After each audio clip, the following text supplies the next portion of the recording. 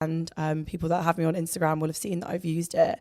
But I think not a lot of people, or if anybody, knows about the story or the creation of as to how the app came into existence in the first place. So, what inspired you to want to create Path? So it was a sort of combination of a few things. It was during lockdown, and it was after the Sarah Everard tragedy. And I was talking earlier that I live in Wandsworth, and I was seeing someone at the time who lived just off the street she was taking. So that route that she walked is one I used to walk all the time. And it struck me afterwards that I'd never ever felt unsafe. And I come from a point of extreme privilege in terms of being a middle class straight white male. I'm seldom the target of these kind of things. So I got curious. Now I got concerned for my partner at the time. I thought I'd see what was available in the tech space from a safety perspective. I thought, surely in today's modern era, there must be some really good solutions. And I looked, and what I found was a bunch of really well-intentioned, but really generally poorly thought out things. Either it's, if you're in trouble, shake your phone 5 times. If you're in trouble, press this button. If you're in trouble, set off this alarm. If you're in trouble, pay 99p per month, and we might send someone to your help. Problem is, if you're in trouble, you're going to run, you're going to fight, or you're not going to have either of those options, right? We're not going. People aren't built to open their phones up and start pressing buttons. So I started asking a few of my friends who are in this space, of campaigners in this space. I think a couple of them, what their issues were in the sector, and that the thing that really struck me, actually more than necessarily, and you've got to stop me because I'll go on and on and on. The thing that really struck me that I hadn't realised, particularly as a man, wasn't necessarily the fear of walking home at night, but it was the fear of going for a run at 6 a.m. It was the fear of going to get milk after dark.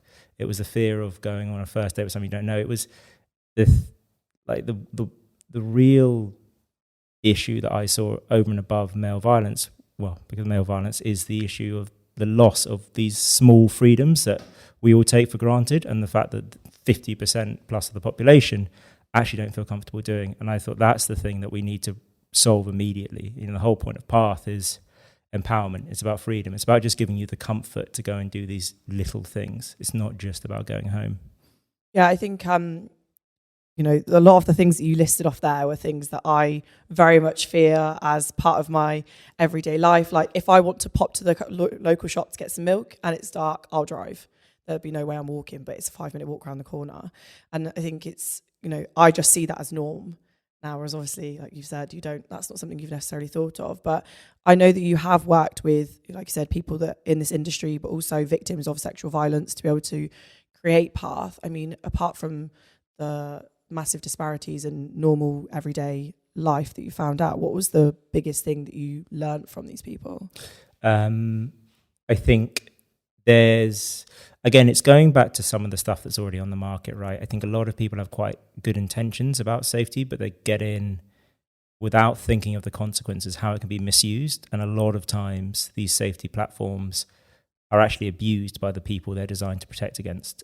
So from the very start, when we were talking to these people, whenever we came up with a new feature for Path, it sounds horrible, but the first thought we have is, how can this be misused? How could this be broken? How could this be abused? Because we're never going to put something into the platform that can be misused. So that's why, for example, as you know, you can link people to your journeys if you want to, and let them know, automatically lets them know when you arrive, right? So you don't have to do anything. It's the automatic version of text when you get home. But you can never permanently link people, because the number of cases of people abusing permanent link platforms, and I'm not going to say them out loud in case I get in trouble, but we all know them, right? By abusive partners, by stalkers, is heartbreaking. And there are so many stories, even like physical tech. This is why we haven't gone into physical tech. All these kind of things that can be used as trackers being used as tools for abuse. It's horrendous. And actually, it's a shame that well-intentioned tech that's being built is being misused by this way. But equally, as people who are developing this software or this hardware, it's on us to not put anything out into the world that can be used to make the situation worse. And that's the challenge, right? Yeah. So, I mean, this was something I wanted to touch on a little bit later, but it feels like it's a good time to kind of slot it in now. And I guess this is exactly what I'm going to start talking about, is that obviously in the violence against women and girls space, there are a lot of well-intentioned designed tools and features, technologically and physical, to help prevent certain things. And obviously I've done a lot of campaigning in the drink spiking atmosphere, and I'm very against the idea of stop tops because I don't think it stops the problem. I think it just puts it around and people find different ways of going about it. The app in its original days did come under a lot of fire from a lot of female rights activists. You know, I think I saw the CEO of Rape Crisis and Reclaim the Streets in particular speak out about it. I guess my question to you would be like, what would you actually say to these people that were kind of against the purpose of what the app's designed for? I think rightly so. When we first launched, a lot of the criticism was based on, or came about because of the fear that this was just another link your location, let you know when you get home. So firstly, and I think we can all agree, it's absurd that anyone should have to do this, right? And secondly, quite right, that they should be concerned that we don't need another platform that's linking your permanent location, because the record of abuse is pretty extensive. So what we tried to do was look at all the concerns, talk to the people who were concerned, actually reassure them that the app has been designed specifically to protect against those flaws that are found in other platforms. And then since then, we've tried to just build on that point, find areas where we can add value, right? And the other point was, and I think this is a big bit of frustration, that there was a belief that we were sort of billing ourselves as the solution. We're not the solution. The solution is for men to stop attacking women and other vulnerable minorities, right? But we are part of a network of things that could help make the situation slightly better. And, you know, I think that was a lot of the concern. And we've tried as much as we can to work with these groups, get their advice, get their input, poll some of their membership to find out what features work, what they would like to see, what they don't like to see, what issues they have with the app. You know, every time we do big upgrades, we do a massive poll across a huge, diverse platform of people to see if there's anything in there that they find uncomfortable, that they don't like.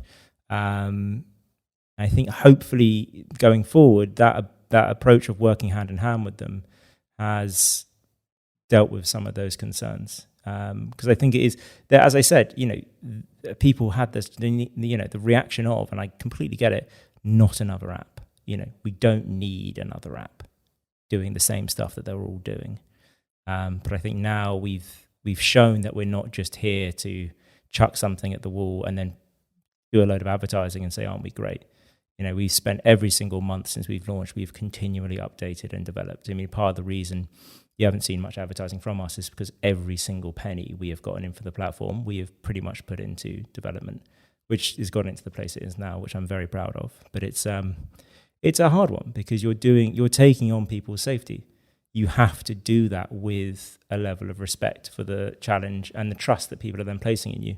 And I think a lot of people are maybe a bit cavalier about that, or they look at it through their own lens, what makes them feel safe, but may not necessarily be applicable to everyone else. Apart from the fear of tracking, what is the biggest piece of feedback that you have had from these groups and their members? The tracking's a big part of it. We had some feedback on some of the terminology, guardian, which is something we're still looking into, which we know is a bit triggering to certain audiences. I think we had a lot of feedback at the time about some of the government support we had. I think there was a bit of frustration about the Home Office backing. I think some of that, again, I want to be careful to say that, it wasn't founded, but some of it was based on the assumption that the Home Office had funded it. And actually the entire platform has been completely self-funded. We've not taken any funds or resources away from any other project in the space, and we've been very particular about that since the beginning. We've worked with the Home Office only in that they've given us some nice support in the press in terms of vocalizing that they think it's a good idea. And we work with them currently in that we talk to them and ask them what they would need or what would be helpful from our platform to help them more effectively tackle safety infrastructure and issues within the UK. And that's what we're building out. So we try and look at how can we make the job of local government, of local police easier so they can allocate their resources more effectively and do more with the money they have to tackle the issue of safety for all communities. So obviously when you talked about Home Office backing, and obviously there are so many apps out there and you never know which one to download, which one suits your needs the best, what actually separates Path from any of the other options on the market? I think we try and offer a little bit of everything to everyone, which I get in trouble for from everyone who works in tech. And they're like, you should be single-minded. And I'm like, well, the thing with safety is it's not just about navigation. It's, we've got the check-in feature, which is designed to try and keep people safer when they're out dating, right? Or if they're out and about, we've got safe havens, physical safe locations where you can go if you're in trouble. I think the thing that we do that no one else does, that I'm aware of and live in fear one of these days that I find out someone does it and I haven't spotted it, is we actually quantify the safety of any route you're looking to take, right? So you think about the way if you were to walk from yours to that shop, your local shop, like you said earlier, to get some milk or whatever it may be, you would think of probably a really quick way to get there, but you might avoid a couple of areas, right? And naturally, this is how, since we learn to navigate, we go about the world, right? We think of the fastest way to get somewhere safely, but digital navigation up until now has only ever given us speed. Just shows us the most direct route. And in the UK, it's okay because you know some areas you might avoid. But if you're on holiday or wherever it may be, you can get in real trouble that way, right? Path is about closing that circle. So we're about showing you not just the fastest or the speed of a journey, but also the safety of it. And not because we want to tell you which way to go. I think people have had enough of other people telling them what to do and where to go. It's just about giving you choice. The whole thing, as I said, with Path is about giving people the comfort to do the things they want to do. And choice is a big part of that, right? So at the moment, if you've got a route that's 5 minutes, 10 minutes, 15 minutes long, that 10, 15 minutes may as well not exist because what madman is going to take a 5 minute sacrifice their journey? But if I tell you the 10-minute route is substantially safer than the 5-minute one, you might sacrifice those 5 minutes. And this is all Path is about. It's just giving you choice and an informed choice. And then if you report stuff as you come across it, that helps those scores get updated, helps make the community safer, and helps us then tell the council or the police where you feel the need for investment or the need for increased presence is greatest, so they can make more informed decisions. Have you had any feedback from local councils or police forces that have used Path data? So the back-end platform is still in testing because we want to make sure we've got enough data to allow them to make, the proper choices instead of just giving them, a bit here and a bit there. I want it actually to be an effective tool, not just something we try and chuck along to say we've done it. But every single member of the council, the government, the police that we've talked to have said that this would be incredibly useful. I mean, in fact, we even started building it in the first place around input from the Met Police based on what they would need to make their job more effective or more helpful. I don't know if you've seen the download journey history option that you have if you're linked to someone, but that's built around the idea that if someone goes missing, we can basically do the job of location tracking within 10 seconds that might otherwise take 2 days. And little things like that, small solutions that help people, that's been our approach since the beginning. How can we make their job a little bit easier so they can get to people faster or they can solve the safety infrastructure issues in the city quicker? Obviously, apart from the actual app itself, there's a lot that goes into making an app. I'm sure you know. What is the biggest challenge when it comes to creating an app like Path? I mean, besides my absolute inability to do anything with tech, which was a hurdle to overcome, my old boss called me the tech antichrist. What a nickname. I know, right? I think the biggest hurdle with Path was deciding it was good enough. So I'm a bit of a perfectionist, which I suspect you are as well, right? And not wanting to put anything out until you're really comfortable. And that's the hardest thing, especially if you're on your own business. You're like, because it's never good enough. You almost need someone to bully you into doing it because you're like, it's okay. When you take safety into your own hands or other people's safety, that's like multiplied by 100, because actually you don't want to put anything out there that could put people in a bad situation, a dangerous situation. So I think the hardest part of this whole thing has actually been accepting that we're at a point where we feel comfortable and that it's good enough. And more that is now coming along. Every time we do another update, we see users enjoy it more, use it more. We can see them sharing it with other people, so we know that there is demand for this. We did some polling recently and found out that 34% of people in the UK would switch to another navigation app if it showed them the safety of their route. So we know it's something that people want. It's just about giving them the quality of an experience that they deserve. And I think we're very, I think we're there, but also I think progressively we get closer and closer to the needs of those users who aren't quite there yet. Yeah, I was trying to think of the next question without trying to turn into a therapy session on your perfectionism. But I think, obviously you must enjoy what you do. What is the highlight of running the app? This is going to sound so unbelievably cheesy, but it's a true story. It sounds really fake, but it's a true story, and it is probably the highlight of my app so far. So I was at a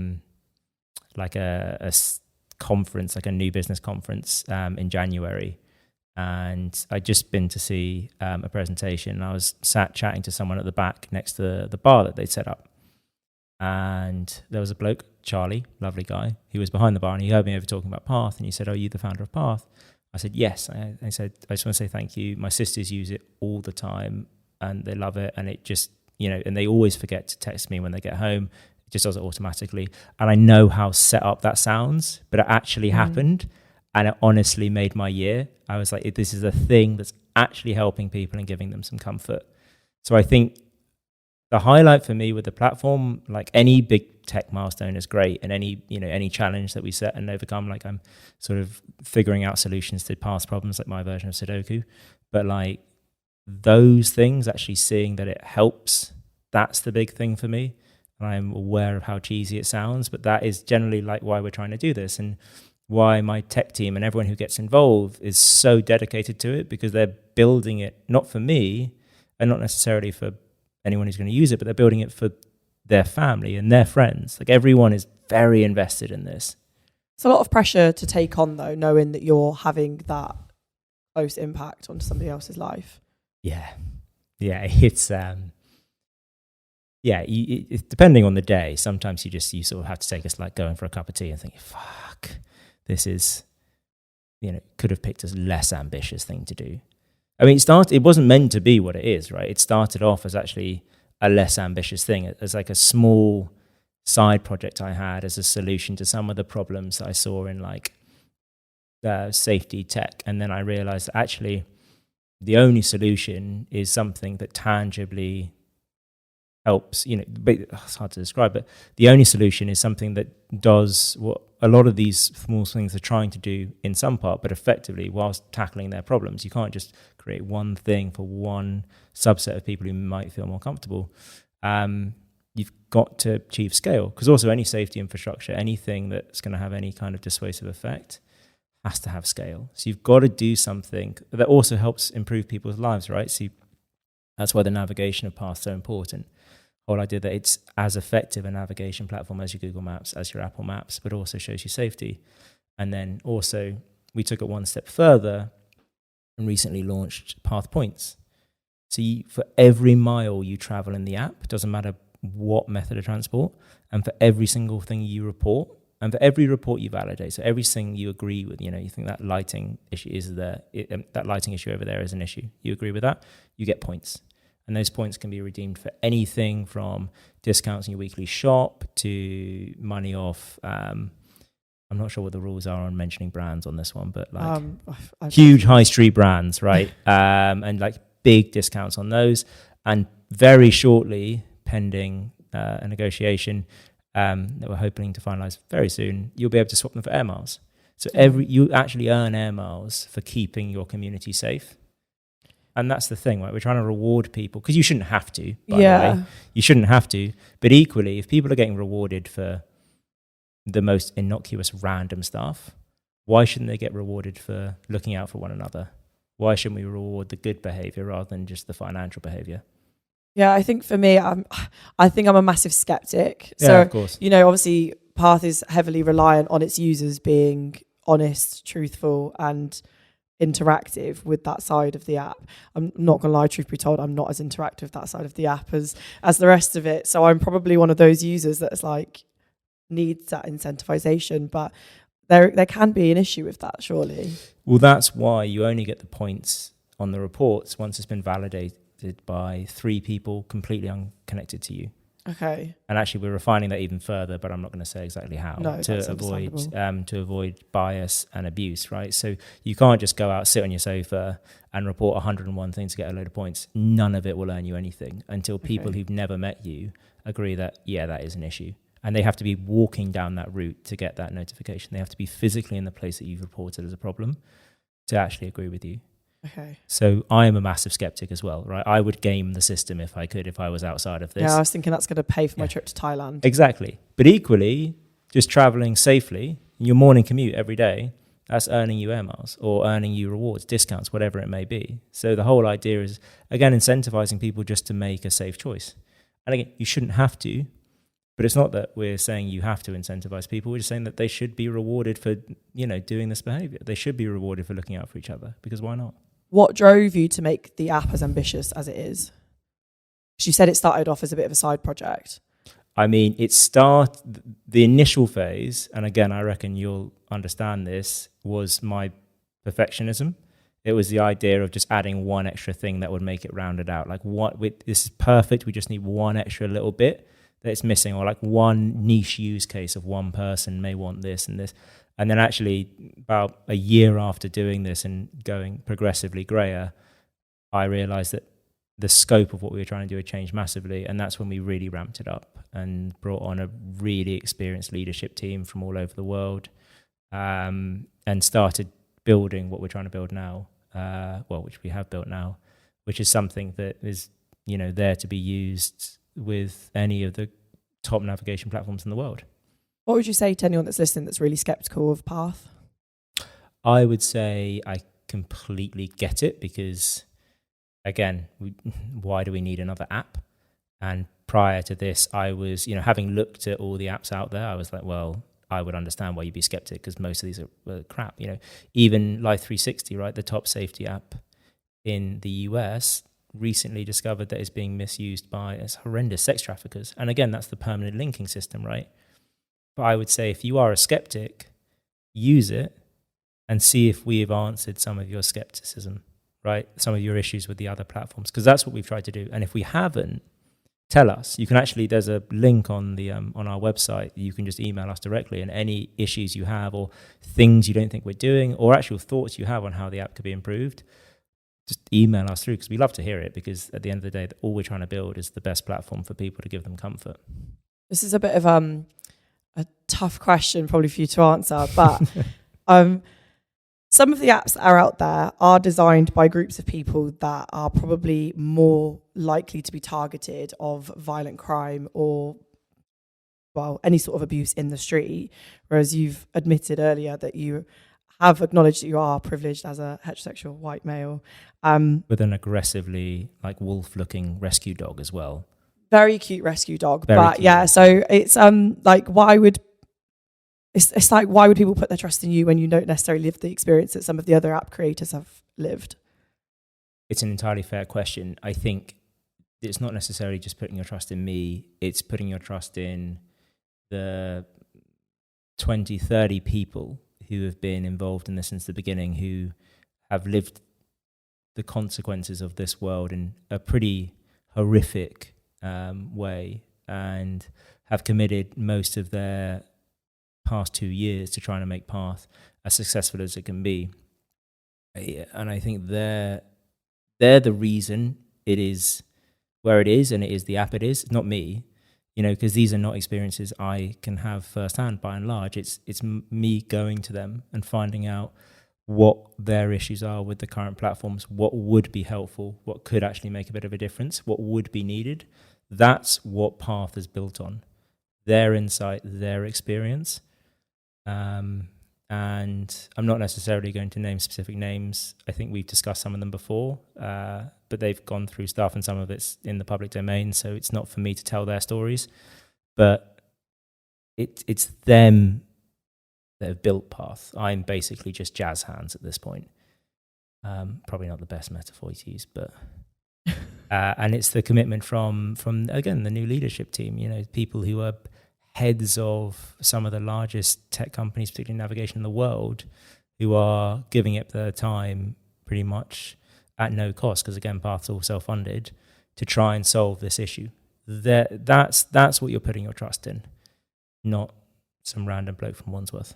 I feel like I'm grilling you like people grill politicians. It's a bit unfair, but I'm trying to be as nice as possible. Do you know what? Because I'd much rather you do grill me and ask me these questions, because people are thinking them anyway, right? Yeah. And it's better. And again, if we're doing safety and taking people's safety into our own hands, I should be able to ask some tough questions. Otherwise, what the hell am I doing? Right? Yeah. If I'm not able to answer these questions, then I don't deserve to be dealing with people's safety. I guess as well, I think that I feel like as a user of Path, I am probably initially the target audience you've set up the app for. You know, I've very much lived in that area that Sarah Everard was unfortunately taken. So, you know, that really hit home for me as well. And I would walk home late at night and things like that. So, you know, I think that's where my questions to you have come from, my own personal skepticism of, you know, men potentially be seen to make things or profiteer off other male violence or actions. I'm not saying that what you're doing is wrong, but it's obviously just a personal skepticism that I have. I guess for me is that, what would you say to people that are still skeptical of navigation safety apps and platforms that you've built like Path? I think the simplest thing is, if you're skeptical, use it. I think give it a go, see if it actually improves your life and brings you comfort, because that's what we're building it for, right? If it doesn't, then I think, you know, stay to what you know. And as I said, it's never meant to be and never will be the solution. We're not saying this is the answer to ending male violence. The answer to ending male violence is, and we all know this, right? It's educational reform, it's social reform, and it's frankly just men not attacking people. It's madness that it's even a thing. But just give it a go and see what you think. See if you like it. I think this is, and if you are skeptical, as I said, and you don't like it, if there are issues, tell us what they are so we can fix it and change it. You know, this is something that is growing and changing every month, every week. We're pivoting and finding out new things, adjusting for different users, finding out the best balance of things. Because also, of course, we can never please everyone, right? So that's one of the tough things, is making informed choices on what makes the most people feel comfortable. Again, without ever putting anyone at risk, without ever exposing or putting out a feature that could be misused. And there's, you know, for every feature that's in Path, there's 10 we came up with that, you know, in a perfect world would be great for safety, but equally in a perfect world, you wouldn't need it. But unfortunately, we live in the world we live in, and they could too easily be abused. So I suppose for the skeptics, give it a go and see if it answers your skepticism. If it doesn't, let us know why, and we will try and fix it. Obviously, without delving into too much detail into things that you probably won't be able to share yet, but what is next for the app? There's some stuff I can't share. That's annoying because I'm really excited about it. Like, when does this episode comes out in like 3 weeks? Will it be out then? No, it's wildly. Tried to get an exclusive. Well, one of the things this you can have an exclusive. One of the things we're doing at the moment is I hate to say AI because everyone says AI these days, but we've been building something that essentially, if something happens along your route while you're on it, like Waze would map you around traffic, we will map you around that safety hazard. Okay. If there is a natural crime incident, something that could be a threat to you, this won't be out in 3 weeks, Path will proactively route you around it without you even knowing, right? So it's like the Waze for safety. That's one of the things we're working towards and should have ready quite soon. It's unbelievably complicated, apparently. Again, I can't code, I don't know. I've been reliably informed. You're just the face for questioning. I'm the one who calls up and gives my developers like a borderline stroke every time. I'm like, I had an idea, then I not another one.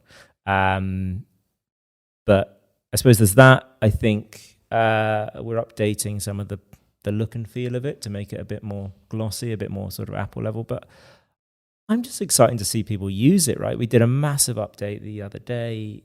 I use it for all my journeys now, and it's just easy and racking up my points. I'm using the discounts, loving it.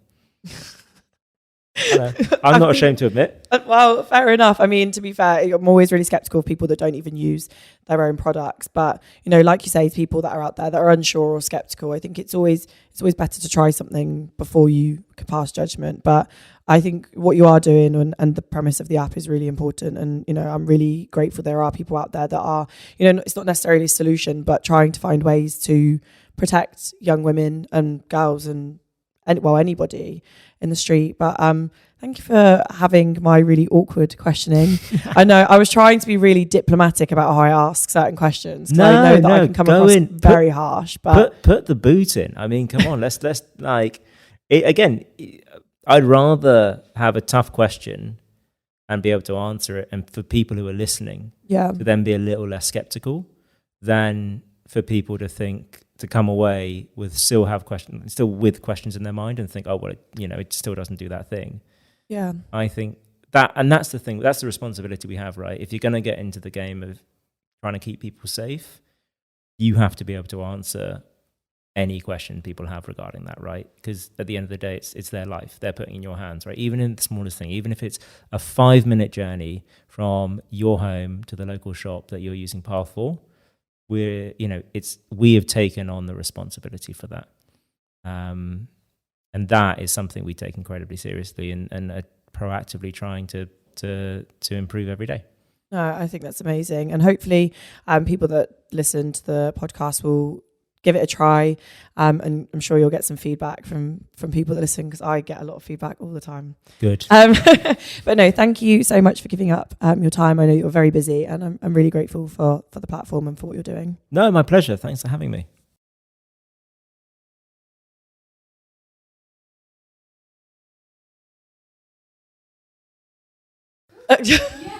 Split it into a 2-episode piece and come back and we'll see if Sharon remembers.